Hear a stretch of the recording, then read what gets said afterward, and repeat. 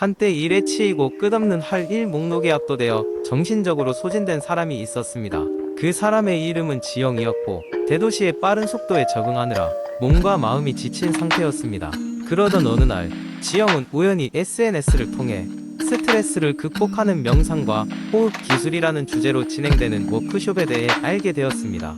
지영은 마음속 깊은 곳에서 휴식이 필요하다고 느꼈고 고민 끝에 그 워크숍에 참여하기로 결심했습니다. 워크숍 당일 지영은 강남의 한 조용한 명상센터로 향했습니다. 초록빛으로 감도는 공간에 발을 들이니 상쾌한 공기와 함께 고요함이 느껴졌습니다.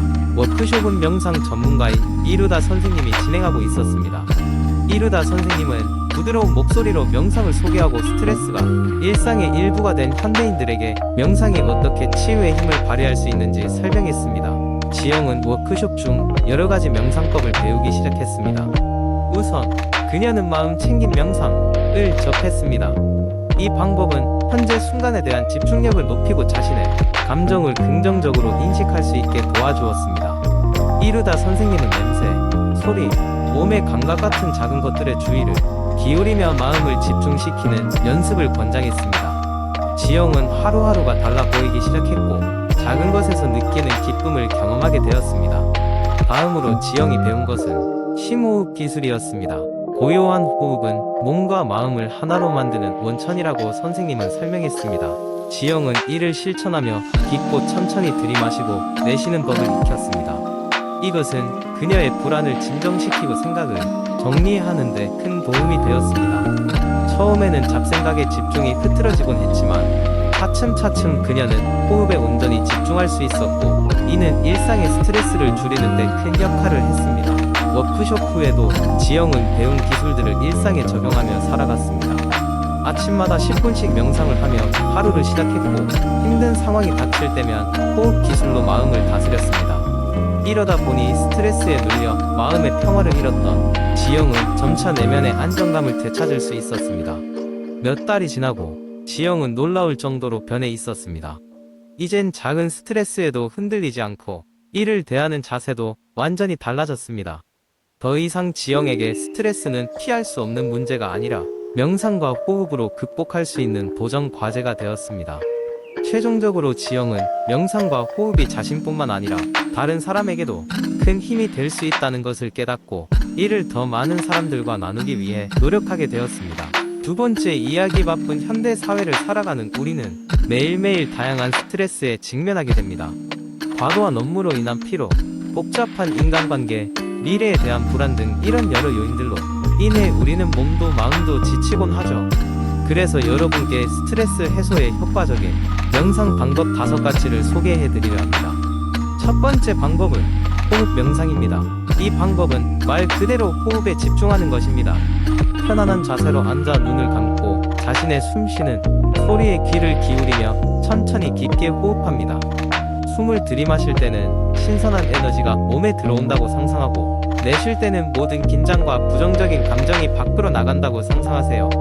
호흡이 안정되면 자연스럽게 마음도 평온해지는 것을 느낄 수 있습니다. 두 번째는 바디 스캔 명상입니다. 바디 스캔은 몸의 각 부분의 차례로 집중하며 신체의 감각을 느끼는 명상입니다. 발끝부터 시작해서 머리끝까지 천천히 몸을 스캔하듯이 주의를 기울여 보세요.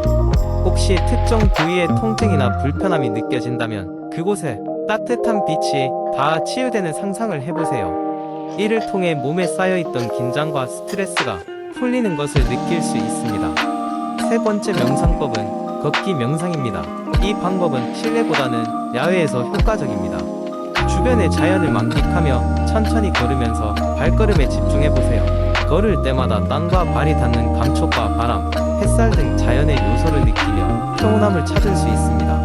걸으면서 당신의 마음속에 있는 걱정들을 내려놓고 현재에 완전히 몰입해보세요. 네 번째로 소개할 방법은 마음 챙김 명상입니다. 이는 지금 이 순간에 집중하는 훈련입니다. 우리는 종종 과거나 미래에 대한 생각 때문에 스트레스를 받곤 하죠. 마음 챙김 명상은 현재의 순간을 온전히 경험하는 데 목적을 둡니다. 눈을 감고 현재 들리는 소리, 피부에 닿는 바람, 몸의 감각들을 하나씩 느껴보세요. 깊은 이완과 함께 일상에서 해방되는 기분을 경험할 수 있습니다. 마지막 5번째는 자의 명상입니다.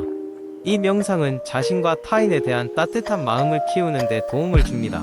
편안한 자세로 앉아 눈을 감고 자신에게 행복과 평안을 기원한다 라는 마음가짐으로 시작합니다.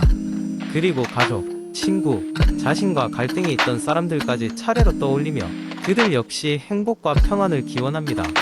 이 과정에서 자연스럽게 스트레스가 해소되고 마음의 여유를 찾을 수 있습니다. 끝으로 이 명상 방법들이 일상 속에서 조금씩 실천되길 바랍니다. 어느 순간 자신도 모르게 쌓여있던 스트레스가 녹듯 사라지는 경험을 하게 될 것입니다.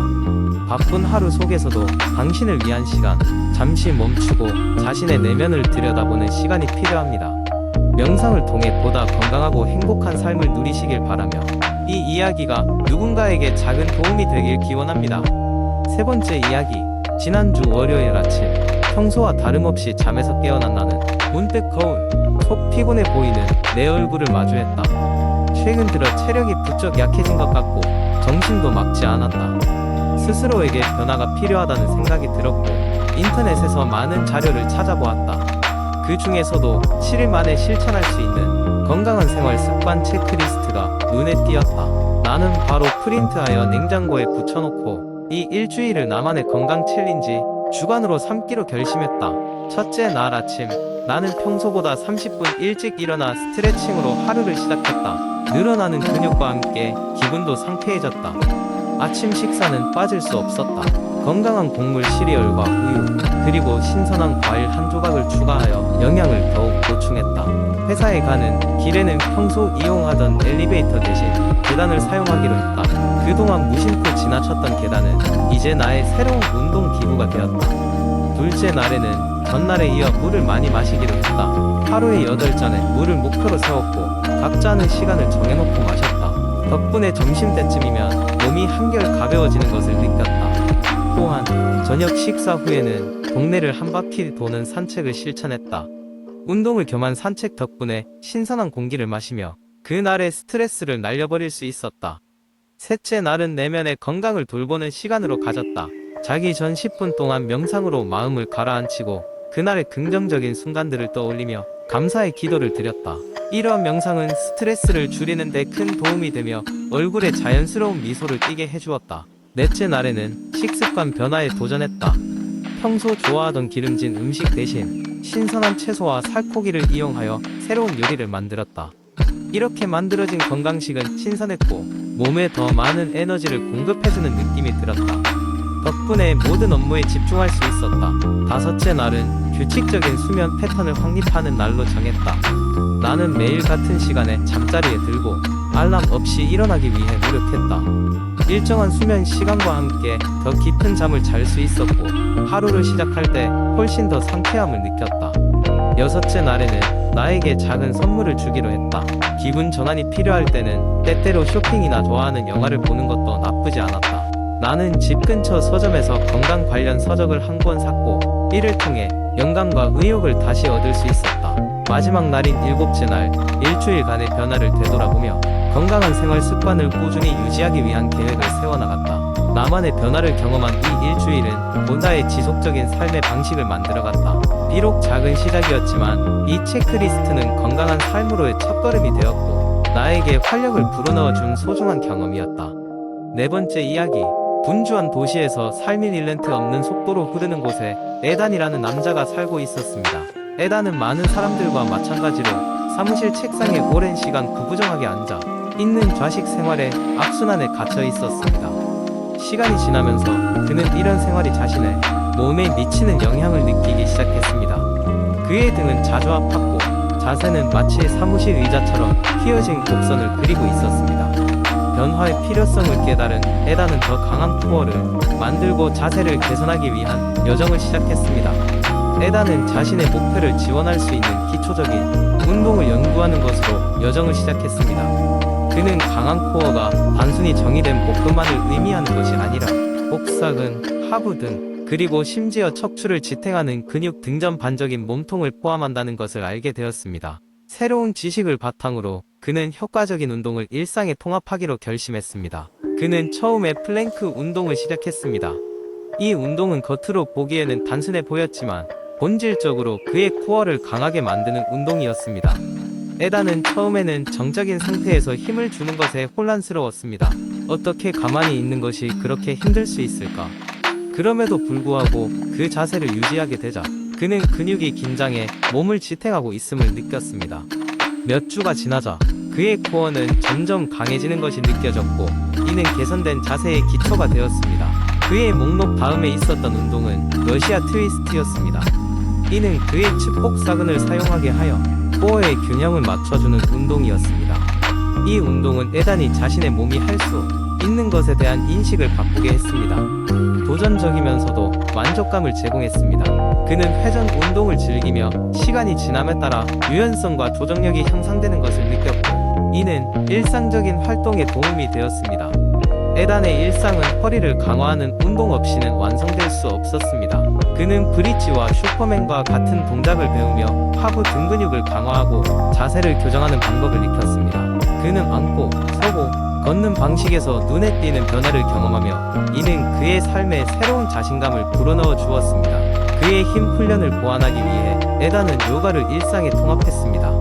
고양이 소 자세, 다운독, 아기 자세와 같은 동작은 그의 목표에 대한 전체적인 접근 방식을 가져다 주었습니다. 이들은 그의 근육을 늘리고 척추 주변의 긴장을 줄여주어 일상 활동에서 더 유연한 움직임을 가능하게 했습니다. 에단의 여정은 단순한 육체적 변화가 아니었습니다. 그것은 인내와 훈련을 요구하는 정신적 노력의 여정이었습니다. 동기부여가 약해지는 날도 있었지만 에단은 그가 목격한 점진적인 변화에 이끌려 계속 밀어붙였습니다. 운동들이 그의 신체적 형태를 개선할 뿐만 아니라 웰빙을 느끼게 해준다는 것 또한 깨달았습니다. 여정이 몇 달 흐른 지금 에단은 더욱 고절하게 서 있었고 우아하게 움직이고 있었습니다. 그의 친구와 동료들은 그의 향상된 체형과 활기찬 에너지를 보고 놀라워했습니다. 이러한 인식은 그의 변화 여정의 마무리 장식이 되었고 그의 건강을 향상시키려는 결단과 헌신의 가치를 다시 한번 강화해 주었습니다. 에단의 이야기는 코어 강함과 좋은 자세의 영향을 잘 모르는 누구에게나 영감을 주는 이야기입니다. 그것은 헌신으로 변화가 가능하다는 것을 상기시켜주며 그 보상은 외형을 넘어서 삶의 모든 측면에 영향을 미친다는 것을 보여줍니다. 그의 삶의 새로운 장에서 에단은 이제 단순히 자세와 코어 강도를 유지하기 위한 수단이 아니라 변화를 수용하고 지속적인 개선을 위해 노력하는 철학으로 운동을 계속하고 있습니다.